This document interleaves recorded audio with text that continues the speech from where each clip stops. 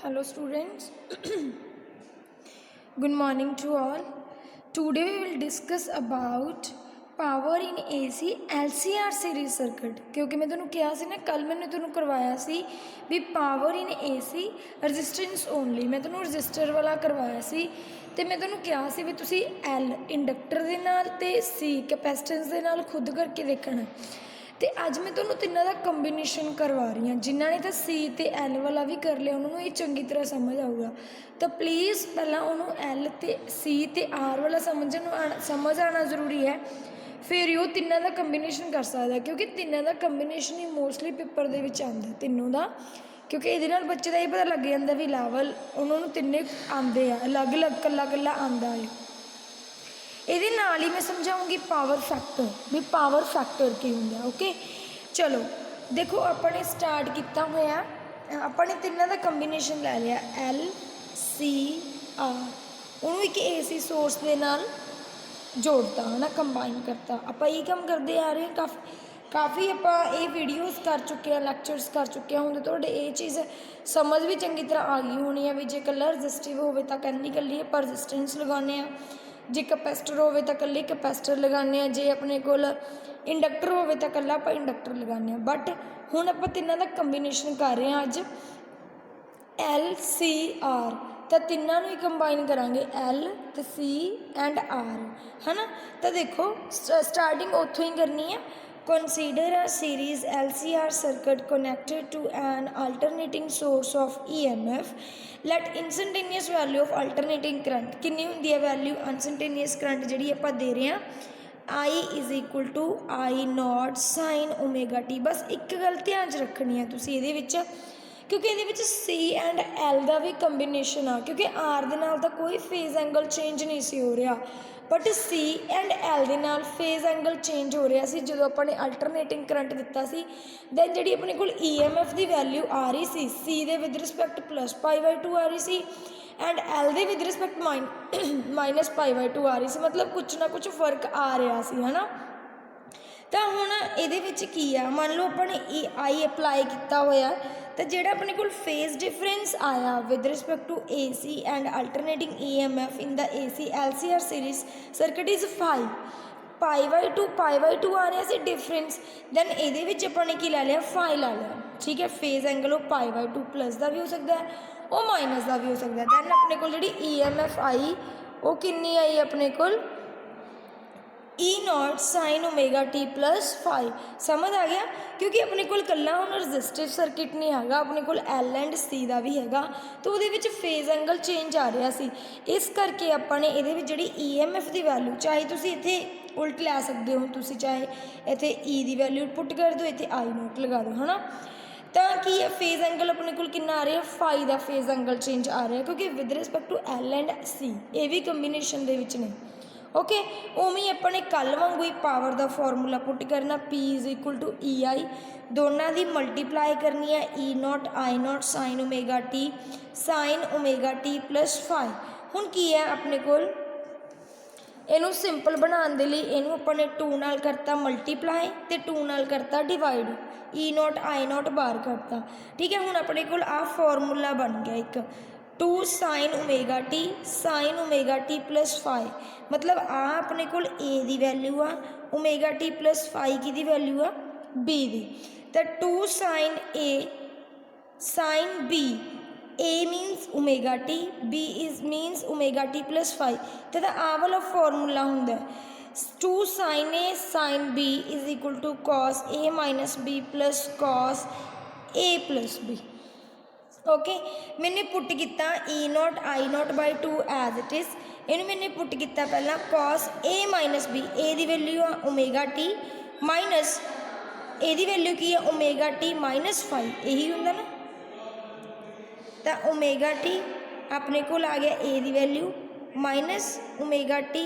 -5 यही है गया cos -5 ही होंगे cos 5 ही होंगे ये याद रखियो cos माइनस थीटा कितना होंगे cos थीटा ही होंगे इस करके मैंने लगाता cos 5 क्योंकि -5 रह गया सी ना गला ओमेगा टी नाल ओमेगा टी का कैंसल ही हो गया तो मैंने cos 5 लाता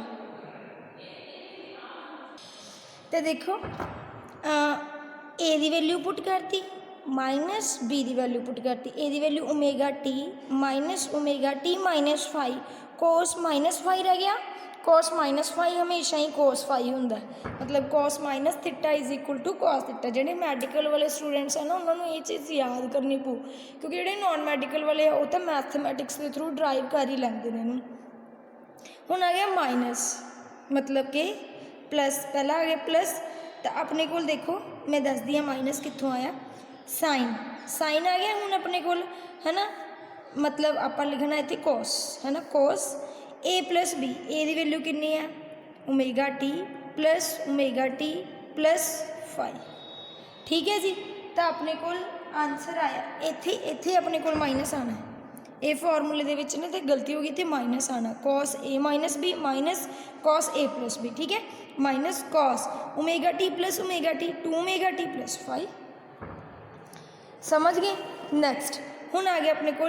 instantaneous power is also defined as rate of doing work. अपने जिमें कल किया सीगा, अपन नूं पता ही है भी जिहड़ी इंस्टैंटेनियस पावर हुंदी है वो किहदे इक्वल हुंदी है, rate of doing work means P is equal to D W upon D T, D W is equal to P D T. अगर तुसीं कल वाला टॉपिक नाल रख के चलोगे ना फिर तुहानूं इहदे विच कोई प्रॉब्लम नहीं आऊगी।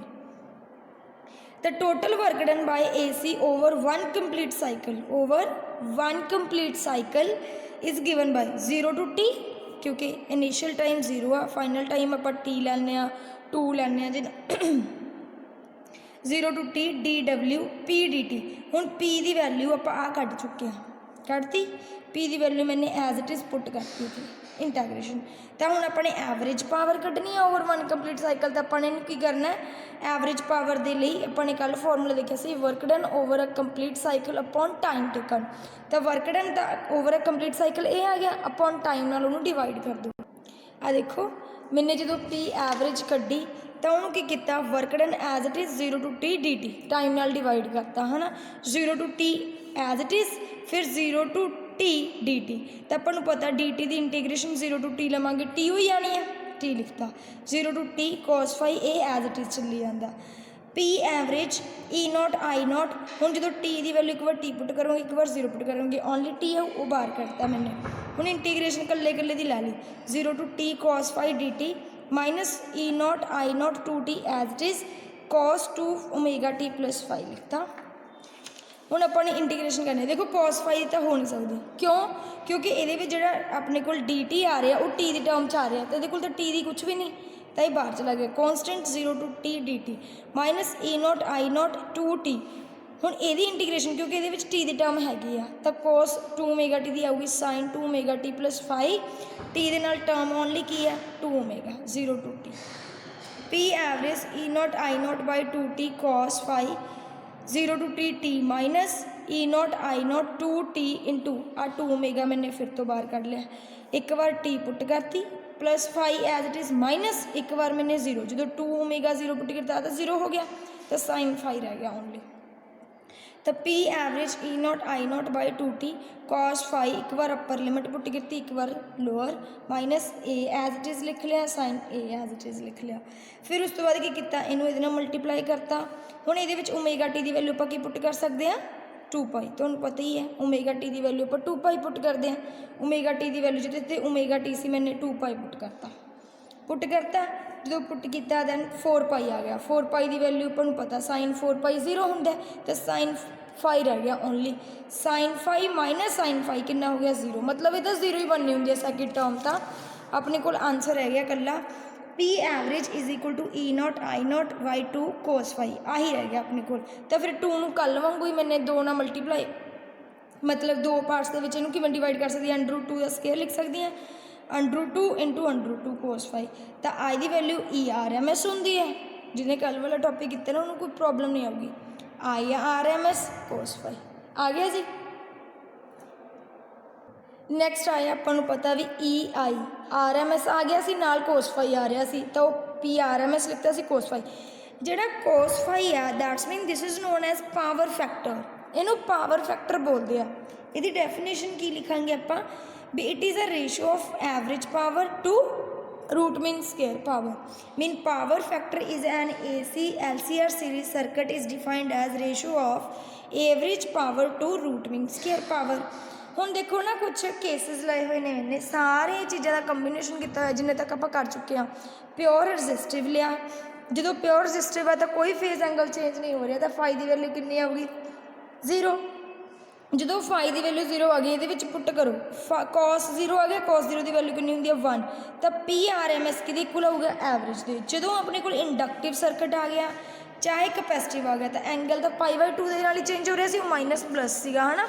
ਜਦੋਂ π/2 ਪੁੱਟ ਕੀਤਾ ਤਾਂ cos π/2 ਕਿੰਨਾ ਹੁੰਦਾ 0, ਮਤਲਬ ਉਸ ਟਾਈਮ ਆਪਣੇ ਕੋਲ ਐਵਰੇਜ ਦੀ ਵੈਲਿਊ ਨਹੀਂ ਆਊਗੀ। ਜਦੋਂ ਆਪਣੇ ਕੋਲ LR ਸਰਕਟ ਹੈ ਮਤਲਬ R ਵੀ ਹੈ L ਵੀ, ਆਪਾਂ ਨੇ ਫਾਰਮੂਲਾ ਕੱਢਿਆ ਸੀ ਨਾ tan φ ਦਾ, ਜਦੋਂ ਆਪਾਂ ਨੇ AC ਸਰਕਟ ਕੀਤਾ ਸੀਗਾ L ਅਤੇ R ਦਾ ਦੋਨਾਂ ਦਾ ਕੰਬੀਨੇਸ਼ਨ ਕੀਤਾ ਸੀ, ਮੈਂ ਤੁਹਾਨੂੰ ਕਰਵਾਇਆ ਸੀ ਤਾਂ ਉਹਦੇ ਵਿੱਚ tan φ ਦੀ ਵੈਲਿਊ ਕੱਢੀ ਸੀ। ਜੇ ਆਪਾਂ ਨੇ ਪਾਵਰ ਫੈਕਟਰ ਕੱਢਣਾ ਹੋਵੇ cos φ ਦੀ ਵੈਲਿਊ 1/। ਹੁਣ ਇਹ ਮੈਨੇ ਕਿਵੇਂ ਲਿਖਿਆ ਹੋਇਆ ਦੇਖੋ, ਆਪਾਂ ਨੂੰ ਪਤਾ cos φ = 1/sec θ ਹੁੰਦਾ ਕਿਉਂਕਿ ਆਪਣੇ ਕੋਲ tan ਹੈ ਤਾਂ sec θ ਜਿਹੜਾ ਆਪਣੇ ਕੋਲ ਹੁੰਦਾ ਉਹ ਹੁੰਦਾ 1/1 + tan² θ। ਆਹ ਵਾਲਾ ਫਾਰਮੂਲਾ ਯਾਦ ਰੱਖੋ ਕਿਉਂਕਿ ਆਪਣੇ ਕੋਲ tan ਦੀ ਵੈਲਿਊ ਹੈਗੀ ਆ, ਉਹ ਪੁੱਟ ਕਰਕੇ ਤੁਹਾਡੇ ਕੋਲ ਇੰਨਾ ਆਨਸਰ ਆ ਜਾਊ ਕਿਉਂਕਿ ਆਪਾਂ ਨੂੰ ਪਤਾ ਹੀ ਹੈ ਵੀ 2 ਦਾ ਕੰਬੀਨੇਸ਼ਨ ਹੋਵੇ 3 ਦਾ, ਦੈਨ ਆਪਾਂ ਨੇ ਉਹਨੂੰ ਇਫੈਕਟਿਵ ਰੈਜ਼ਿਸਟੈਂਸ Z ਨਾਲ ਡਿਨੋਟ ਕਰਨਾ। ਐਵੇਂ CR ਸਰਕਟ ਉਹਦੇ ਵਿੱਚ ਵੀ ਆਪਾਂ ਨੇ ਆਹ ਵੈਲਿਊ ਕੱਢੀ ਸੀ, ਫਿਰ ਤੋਂ ਮੈਨੇ ਉਹ ਵੀ ਫਾਰਮੂਲਾ ਲਗਾਤਾ ਪੁੱਟ ਕਰਤਾ ਆਨਸਰ ਆ ਗਿਆ। ਫਿਰ LCR ਦੇ ਵਿੱਚ ਤੁਸੀਂ ਕੱਢ ਸਕਦੇ ਹੋ, LCR ਦੇ ਵਿੱਚ tan φ ਦੀ ਵੈਲਿਊ ਇੰਨੀ ਆ ਰਹੀ ਸੀ, ਫਿਰ ਤੁਸੀਂ ਆਹੀ ਫਾਰਮੂਲਾ ਪੁੱਟ ਕਰੋਗੇ, ਫਿਰ ਤੁਹਾਡੇ ਕੋਲ ਆਹੀ ਇਹਦਾ ਸਕੇਅਰ ਕਰੋਗੇ ਸਾਰੇ ਦਾ, ਇਹਦਾ ਸਕੇਅਰ ਕਰੋਗੇ, ਇਹਦਾ ਸਕੇਅਰ ਕਰੋਗੇ, ਤੁਹਾਡੇ ਕੋਲ ਫਿਰ ਤੋਂ RYZ ਹੀ ਆ ਜਾਣਾ, RYZ ਹੀ ਆ ਜਾਣਾ। ਦੈਨ ਤੁਹਾਨੂੰ ਇਹਦੇ ਤੋਂ ਇਹ ਪਤਾ ਚੱਲਦਾ ਵੀ ਜੇ ਕੇਸਿਸ ਪਿਓਰ ਰੈਜ਼ਿਸਟਿਵ ਆ ਤਾਂ φ ਦੀ ਵੈਲਿਊ 0 ਆ, ਜੇ ਕੁਛ ਨਾ ਕੁਛ ਐਂਗਲ ਆ ਰਿਹਾ ਦੈਨ π/2। ਜੇ tan φ ਦੇ ਅਕੋਰਡਿੰਗ ਕੱਢਣਾ ਚਾਹੁੰਦੇ ਹੋ LR LCR ਅਤੇ CR ਦੇ ਵਿੱਚ ਦੈਨ ਤੁਹਾਡੇ ਕੋਲ RYZ ਦੀ ਵੈਲਿਊ ਆਊਗੀ। ਓਕੇ ਬੇਟਾ, ਅਤੇ ਇਹ ਤਾਂ ਸੀਗਾ ਆਪਣੇ ਕੋਲ LCR ਸਰਕਟ ਜਿਹੜਾ ਬਹੁਤ ਹੀ ਜ਼ਿਆਦਾ ਇੰਪੋਰਟੈਂਟ ਆ, ਤਾਂ ਇਹਨੂੰ ਮਿਸ ਨਾ ਕਰਿਓ ਅਤੇ ਇਹਦੀ ਵੀਡੀਓ ਸ਼ੁਰੂ ਤੋਂ ਲੈ ਕੇ ਐਂਡ ਤੱਕ ਜ਼ਰੂਰ ਦੇਖਿਓ, ਠੀਕ ਹੈ। ਅਗਰ ਕੋਈ ਪ੍ਰੋਬਲਮ ਆਈ ਕਿਸੇ ਵੀ ਸਟੈਪ ਦੇ ਵਿੱਚ ਦੈਨ ਤੁਸੀਂ ਮੈਨੂੰ ਕਮੈਂਟ ਕਰ ਸਕਦੇ ਹੋ, ਫਿਰ ਮੈਂ ਦੱਸ ਦੂੰਗੀ ਵੀ ਕਿੱਥੋਂ ਕਿਵੇਂ ਆਇਆ ਉਹ ਸਟੈਪ, ਠੀਕ ਹੈ ਜੀ। ਤਾਂ ਇਹਨੂੰ ਤੁਸੀਂ ਚੰਗੀ ਤਰ੍ਹਾਂ ਕਰ ਲੈਣਾ ਇਹ ਟੌਪਿਕ ਨੂੰ। ਓਕੇ ਬੇਟਾ, ਥੈਂਕ ਯੂ।